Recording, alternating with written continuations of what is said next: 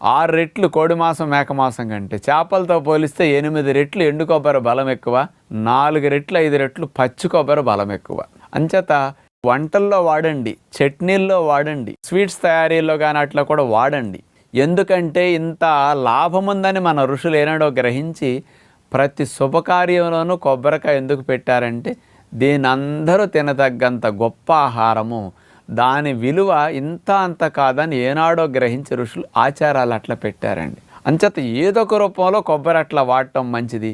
ఎవరికైతే పిల్లలు బలహీనంగా ఉన్నారో, కండ పట్టాలనుకుంటారో, ఎక్కువ శక్తి కావాలనుకుంటారో, ఆటలాడేవాళ్ళు కానీ, జిమ్కి వెళ్ళేవాళ్ళు కానీ, అలాంటి వాళ్ళు కానీ, గర్భిణీలు కానీ, బాలింతలు కానీ, తెలివితేటలు పెరగాలనుకునేవారు, మేధాశక్తి పెరగాలనుకునేవారు, ఇలాంటి వారందరికీ పచ్చి కొబ్బరి ఒక అద్భుతమైన ఆహారం. అందుకని ముప్పేట కాయ అంటారు.